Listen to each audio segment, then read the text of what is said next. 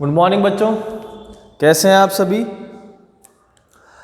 हमने cell biology जो chapter है वो हमारा चल रहा है बेटा। सेल पढ़ रहे हैं हम, और सेल के अंदर हमने सेल ऑर्गेनेली स्टार्ट किया है, यानी हमने साइटोप्लाज्म के अंदर कौन कौन से सेल ऑर्गेनेली उपस्थित होते हैं, यानी कोशिकांग कौन कौन से होते हैं, ठीक है, वो हमने स्टार्ट किया हुआ है बेटा, ठीक है। और हमने जो टॉपिक स्टार्ट किया था वो था एंडो मेम्ब्रेन सिस्टम। हमने जो टॉपिक स्टार्ट किया था वो कौन सा था? एंडो मेम्ब्रेन सिस्टम, ठीक है, जिसको हमने बोला था अंतःझिल्ली तंत्र। और इस अंतःझिल्ली तंत्र के अंदर हमने पहला जो कोशिकांग था एंडोप्लाज्मिक रेटिकुलम वो पढ़ लिया था। पहला कोशिकांग कौन सा था? Endoplasmic reticulum. एंडोप्लाज्मिक रेटिकुलम ये हमने पढ़ लिया था बेटा, ठीक है ना। आज जो हम पढ़ने वाले हैं दूसरा कोशिकांग, ठीक है, उस दूसरे कोशिकांग का नाम है, दूसरा जो कोशिकांग है हमारा उसका नाम है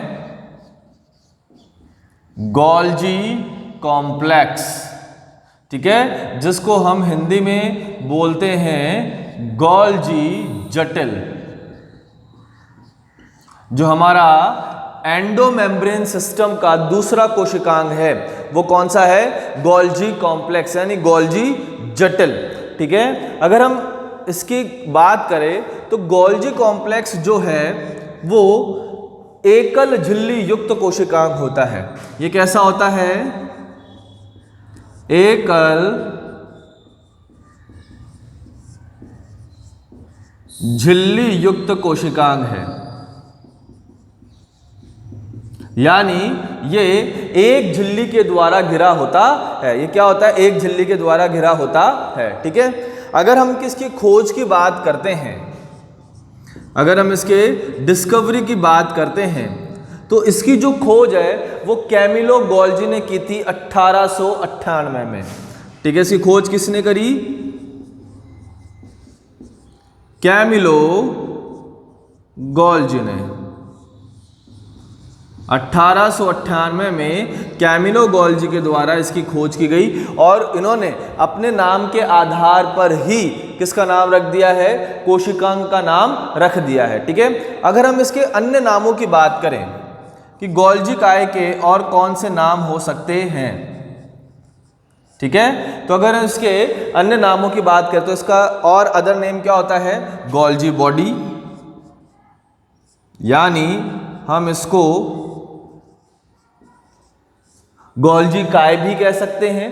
लिपोकॉन्ड्रिया,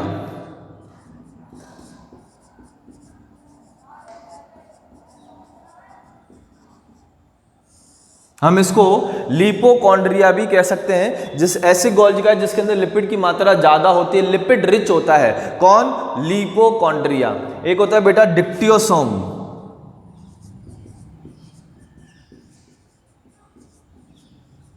प्लांट्स के अंदर गोल्जी काय को डिक्टियोसोम कहते हैं। इन प्लांट्स के अंदर गोल्जी काय को क्या कहते हैं? डिक्टियोसोम कहते हैं। फिर है Dalton complex, Golgi apparatus,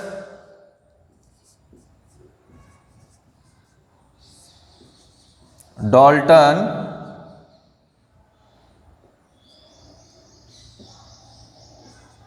complex,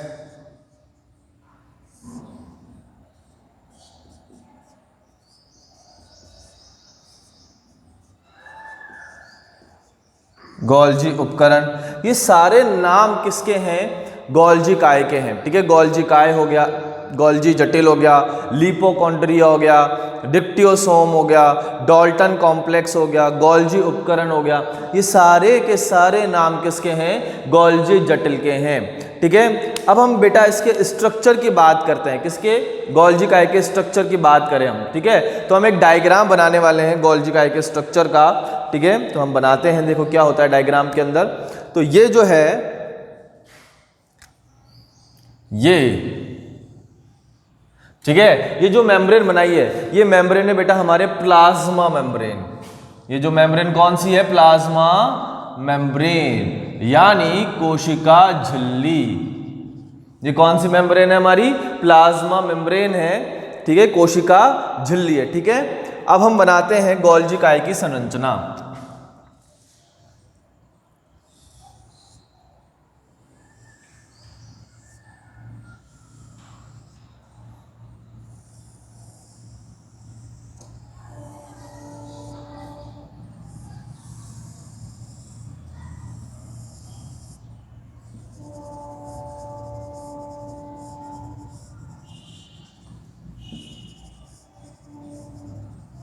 इस तरीके से समानांतर रूप से सिस्टर्नी क्या होती है? व्यवस्थित होती है, ठीक है। इस तरीके से क्या होती है? सामान्य रूप से सिस्टर्नी जो होती है व्यवस्थित होती है। ये ट्यूब्यूल से भी मिलकर बने होते हैं बेटा। किससे मिलकर बने हुए होते हैं? ट्यूब्यूल से भी मिलकर बने होते हैं।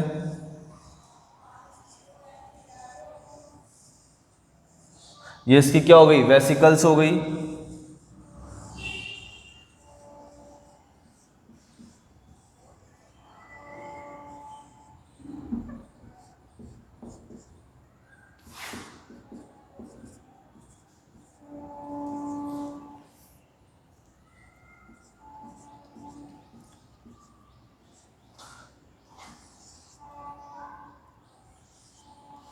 ठीक है, तो इस तरीके से हमने बना दिया है एक डायग्राम। ये किसका डायग्राम है बेटा? गोल्जी काय का।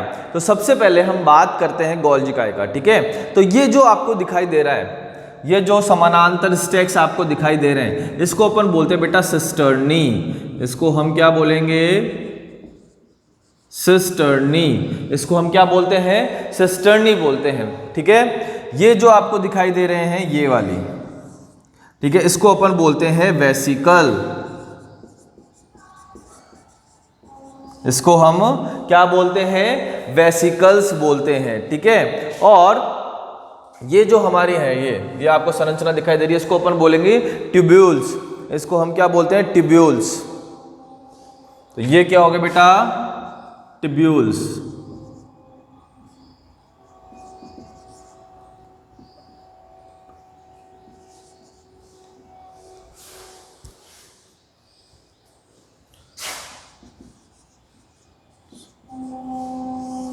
ठीक है, इसको हम क्या बोलते हैं? ट्यूब्यूल्स बोलते हैं। क्या बोलेंगे?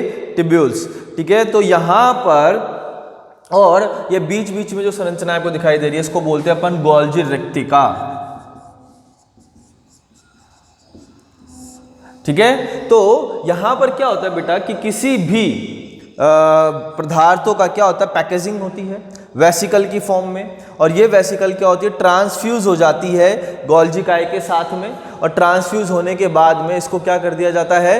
प्लाज्मा मेम्ब्रेन से डिस्चार्ज कर दिया जाता है। तो ये जो है ये मुक्त वेसिकल है। ये वाली कौन सी है? मुक्त वेसिकल, डिस्चार्ज वेसिकल है, ठीक है, किसी भी पदार्थ का, ठीक है। हमको क्या करना है? ये गोल्जी काय जो होती है एक मीडिएटर की तरह कार्य करती है, जो एंडोप्लाज्मिक रेटिकुलम से जो भी पदार्थ आता है उसको प्लाज्मा मेम्ब्रेन से बाहर भेजने का काम करती है, ठीक है। तो ये क्या करती है? वेसिकल्स की फॉर्म में उसको पैक करती है, ट्रांसफ्यूज होता है सिस्टर्नी के साथ में, और उसको क्या कर दिया जाता है? मुक्त वेसिकल के फॉर्म में डिस्चार्ज कर दिया जाता है, और वो प्लाज्मा मेम्ब्रेन से क्या हो जाती है? बाहर चली जाती है। अब इस गोल्जी काय के बेटा दो फेज होते हैं, ठीक है, दो फेस होते हैं। अगर गोल्जी काय प्लाज्मा मेम्ब्रेन की तरफ है तो इसको बोलते हैं ट्रांसफेस। अगर गोल्जी काय प्लाज्मा मेम्ब्रेन की तरफ है तो उसको क्या बोलेंगे? ट्रांसफेस, ठीक है। और अगर गोल्जी काय न्यूक्लियस की तरफ है तो उसको अपन बोलते हैं सिस फेज, सिस फेस, ठीक है। दो चीजें वापस ध्यान रखो कि अगर गोल्जी काय प्लाज्मा मेम्ब्रेन की तरफ है तो यानी प्लाज्मा मेम्ब्रेन की तरफ वाला जो सिरा है वो क्या कहलाएगा? ट्रांसफेस कहलाता है, और न्यूक्लियस की तरफ का जो सिरा है वो क्या कहलाता है? सिस फेस कहलाता है। क्या कहलाएगा बेटा? वो सिस फेस कहलाएगा, ठीक है। तो आप एक बार डायग्राम बना लो, फिर हम इसको एक एक करके डिटेल में पढ़ते हैं, ओके।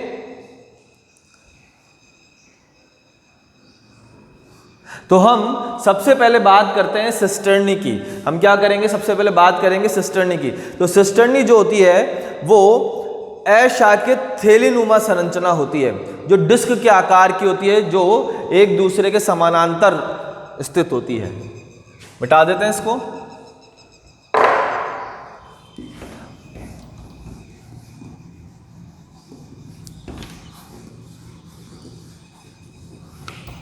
तो हम किसकी बात करते हैं? सबसे पहले सिस्टर्नी की बात करते हैं। ठीक है, तो सिस्टर्नी क्या होती है? अशाखित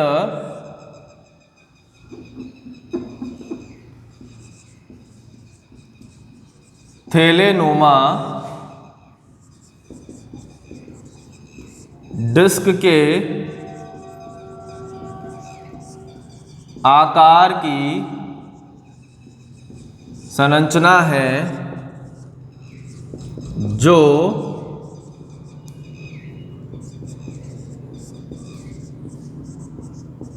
एक दूसरे के समांतर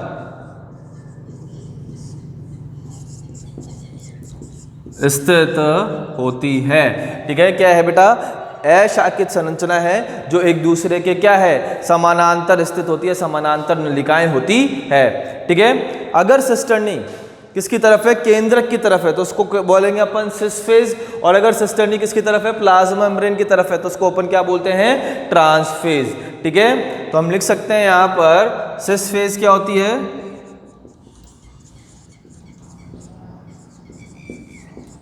सिस्टर्नी केंद्रक की ओर,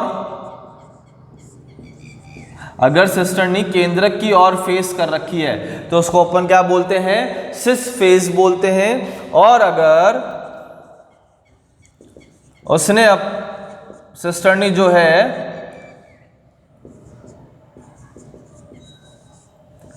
अगर केंद्रक प्लाज्मा झिल्ली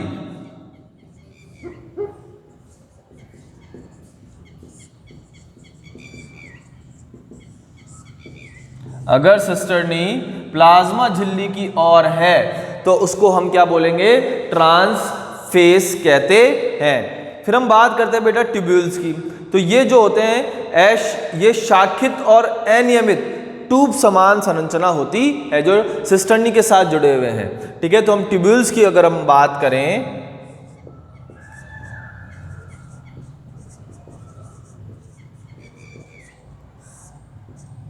तो हम लिख सकते हैं कि ये शाखित ट्यूब जैसी संरचना होती है जो सिस्टर्नी से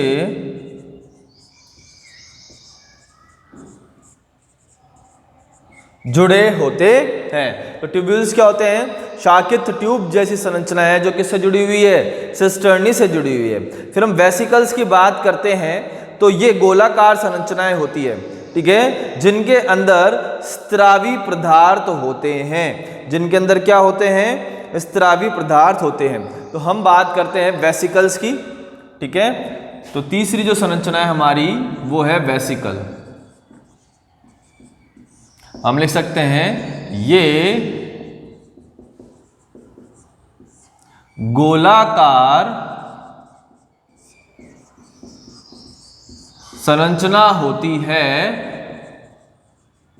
जिसमें स्त्रावी पदार्थ भरे होते हैं। ठीक है, ये क्या होती है बेटा? गोलाकार संरचनाएं हैं जिसमें क्या भरे हुए होते हैं? स्त्रावी पदार्थ भरे होते हैं। अगर हम रिक्तिका की बात करते हैं, ठीक है, तो रिक्तिका जो होती है दीर्घ गोलाकार संरचनाएं जो ट्यूब्यूल से संबंधित होती है, यानी ट्यूब्यूल से ही बाहर निकलेगी। ठीक है, तो हम बात करते हैं रिक्तिका की। तो ये क्या होती है? ये दीर्घ गोलाकार संरचना है जो ट्यूब्यूल्स से निर्मित होती है। जो किससे निर्मित होती है? ट्यूब्यूल्स से निर्मित होती है। तो ये हमने पढ़ लिया है कि सिस्टर्नी जो होती है, सॉरी, जो गोल्जी कॉम्प्लेक्स होता है वो सिस्टर्नी, ट्यूब्यूल्स, वेसिकल और रिक्तिका से मिलकर बना होता है। जो किससे मिलकर बना होता है? रिक्तिका से मिलकर बना होता है। इसको उतारो फटाफट से, फिर आगे पढ़ते हैं।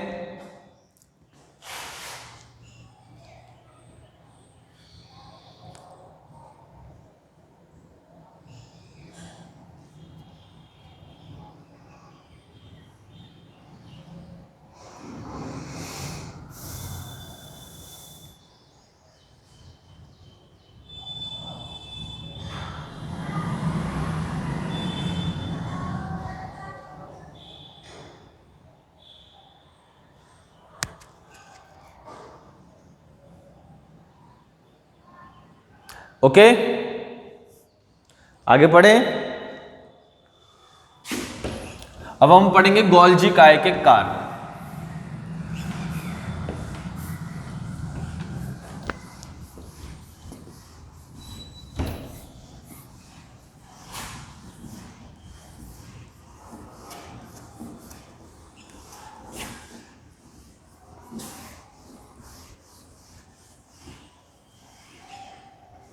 ठीक है, अब जो हमारा नेक्स्ट टॉपिक है वो क्या है?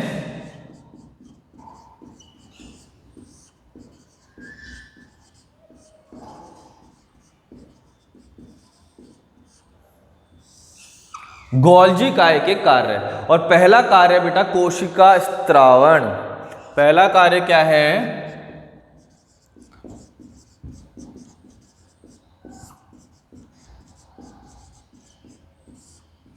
कोशिका स्त्रावण।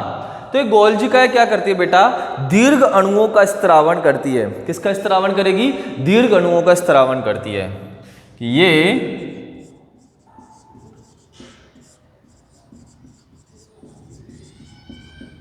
दीर्घ अणुओं का स्त्रावण करती है। ठीक है, अब ये कैसे करेगी दीर्घ अणुओं का स्त्रावण? तो सबसे पहले ये क्या करती है? सिस फेज के माध्यम से एंडोप्लाज्मिक रेटिकुलम से विभिन्न पदार्थों को ग्रहण करती है। पहला स्टेप क्या होगा कि इसका जो सिस्टर्नी है, जो किसकी तरफ होता है? एंडोप्लाज्मिक रेटिकुलम यानी न्यूक्लियस की तरफ होता है। ठीक है, वहां से ये क्या करती है? पदार्थों को ग्रहण करती है। क्या करती है? पदार्थों को ग्रहण करती है। तो पहला स्टेप क्या होगा कि यह सिस फेज के माध्यम से एंडोप्लाज्मिक रेटिकुलम से पदार्थों को ग्रहण करती है। ठीक है, क्या करेगी? एंडोप्लाज्मिक रेटिकुलम से पदार्थों को क्या कर देगी? ग्रहण कर देगी। ठीक है, उसके बाद इन पदार्थों को रासायनिक रूप से रूपांतरण करेगी। इन पदार्थों का रासायनिक रूप से रूपांतरण होगा। ठीक है, इन पदार्थों का क्या किया जाएगा? रासायनिक रूप से रूपांतरण किया जाएगा। ठीक है, जैसे कि प्रोटीन को तो बदल देंगे ग्लाइकोप्रोटीन में। प्रोटीन को तो किसमें बदल दिया जाएगा? ग्लाइकोप्रोटीन में, है ना। और लिपिड को किसमें बदल दिया जाएगा? ग्लाइकोलिपिड में। और लिपिड को किसमें बदल दिया जाएगा? ग्लाइकोलिपिड में बदल दिया जाएगा। और ये क्रिया क्या कहलाती है? ग्लाइकोसाइलेशन। ग्लाइकोसाइलेशन। ठीक है, क्रिया क्या कहलाती है? ग्लाइकोसाइलेशन कहलाती है, या फिर इसको हम ग्लाइकोसाइडेशन भी कह सकते हैं। ठीक है, दो नाम है। तो सबसे पहले क्या किया? सिस फेज के माध्यम से ईआर से पदार्थों को ग्रहण किया, फिर उसको रासायनिक रूप से रूपांतरण किया, यानी प्रोटीन को तो बदल दिया ग्लाइकोप्रोटीन में, और लिपिड को किसके अंदर बदल दिया? ग्लाइकोलिपिड में बदल दिया। और ये जो क्रिया है ये कहलाती है ग्लाइकोसाइलेशन। ठीक है, इसके बाद क्या करेंगे? ये इन पदार्थों को वेसिकल्स में पैक करेंगे। ठीक है, इसके बाद क्या होगा? पदार्थों को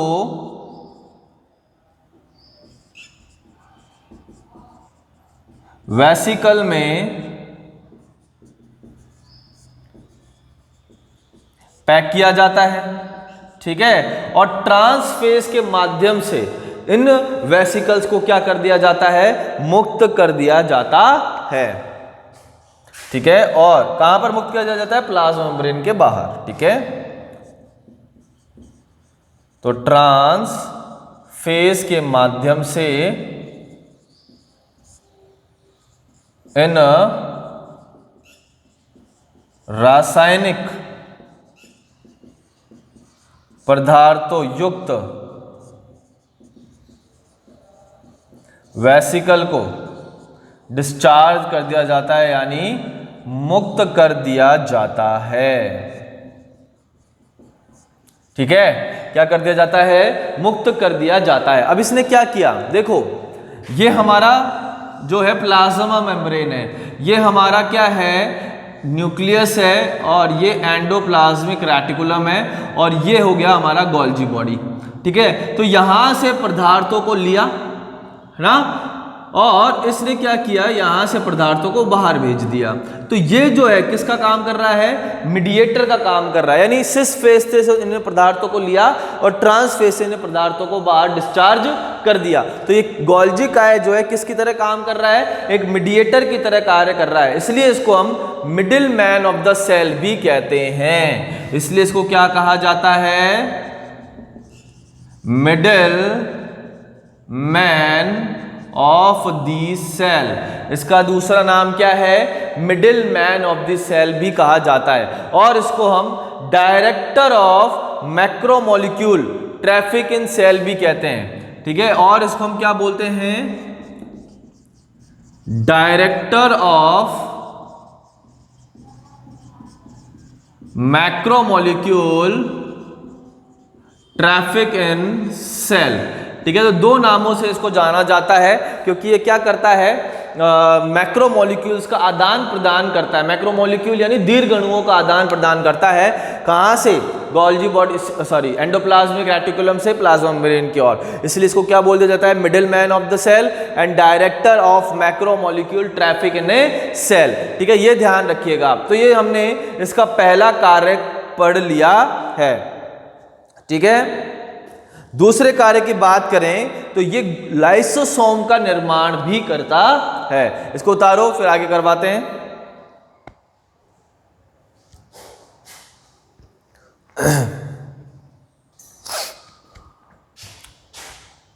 ठीक है, आगे बढ़े। तो पहला कार्य हमने पढ़ लिया है कोशिका स्त्रावण।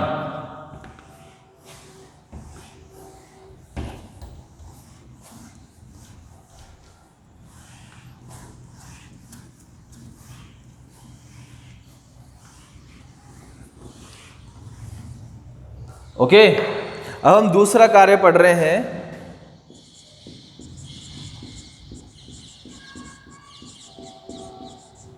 लाइसोसोम का निर्माण।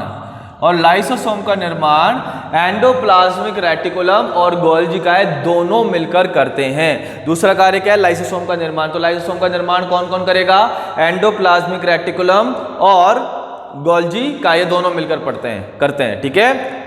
दूसरा, जो सेल वॉल के कंपोनेंट्स हैं, ठीक है, सेल वॉल के जो पदार्थ हैं, यानी कोशिका भित्ति के जो पदार्थ हैं, उनका निर्माण भी कहाँ होता है, गोल्जी काय में। मैंने आपको लिखवाया था जब अपने कोशिका भित्ति पढ़ी थी, ठीक है। तो तीसरा कार्य क्या है, कोशिका भित्ति के पदार्थों का निर्माण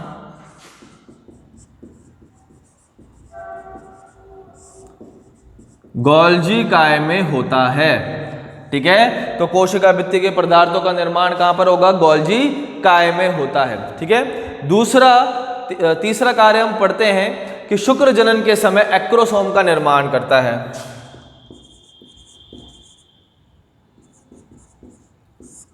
शुक्र जनन के समय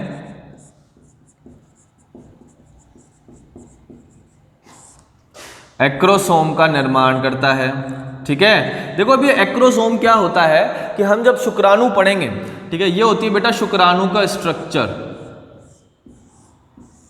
ठीक है। शुक्राणु कैसा होता है, इस तरीके से होता है, ठीक है, ये शुक्राणु का स्ट्रक्चर है। तो शुक्राणु के ऊपर जो टोपी जैसी संरचना आपको दिखाई दे रही है, इसको अपन बोलते हैं एक्रोसोम। और इस एक्रोसोम का जो निर्माण है वो किसके द्वारा किया जाता है, गोल्जी काय के द्वारा किया जाता है। दूसरी हम अगले कार्य की बात करें, ठीक है, तो जो गोल्जी काय है उसके द्वारा अंडे की पीतक झिल्ली का निर्माण भी होता है।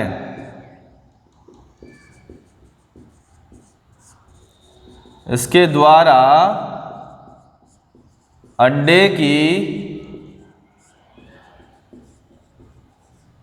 पीतक झिल्ली का निर्माण भी किया जाता है। तो ये इसके कार्य थे। गोल्जी काय की कोशिका का स्त्रावन होता है। मेन कार्य इसका क्या है, मैक्रोमोलिक्यूल का ट्रांसफर करना है। लाइसोम का निर्माण करता है, कोशिका भित्ति के पदार्थों का निर्माण करता है, शुक्र जनन के समय एक्रोसोम का निर्माण करेगा, अंडे की पीतक झिल्ली का निर्माण करता है। क्लियर है यहाँ तक। अब बेटा हम बात करते हैं कि गोल्जी काय एब्सेंट कहाँ कहाँ होता है, ठीक है, हम ये बात करते हैं। ओके, तो गोल्जी काय की अगर हम एब्सेंट की बात करें कि गोल्जी काय अनुपस्थित कहाँ कहाँ होता है, ठीक है, तो बेटा सबसे पहली चीज तो ये प्रोकैरियोटिक कोशिका में अनुपस्थित होता है। किस में अनुपस्थित होता है, प्रोकैरियोटिक कोशिका में।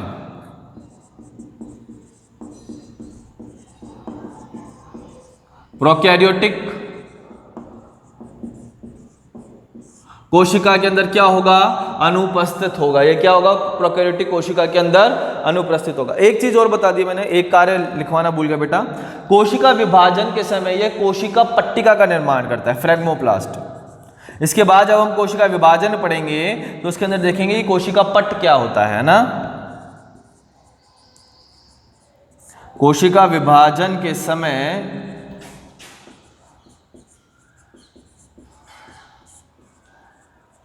कोशिका पट्ट का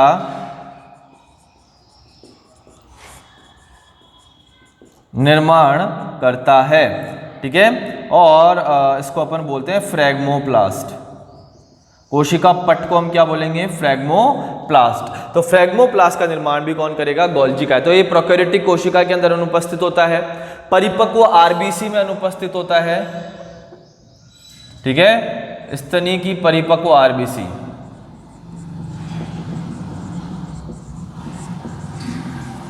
स्तनी की परिपक्व आरबीसी में क्या होगा, यह अनुपस्थित होगा, ठीक है। पादप की सीव ट्यूब यानी चालनी नलिका में अनुपस्थित होगा। पादप की चालनी नलिका में क्या होगा, ये अनुपस्थित होगा, ठीक है। साथ में ब्रायोफाइटा और टेरिडोफाइटा की स्पर्म सेल में भी क्या होगा, अनुपस्थित।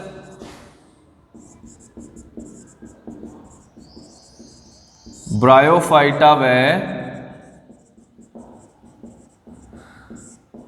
टेरिडोफाइटा की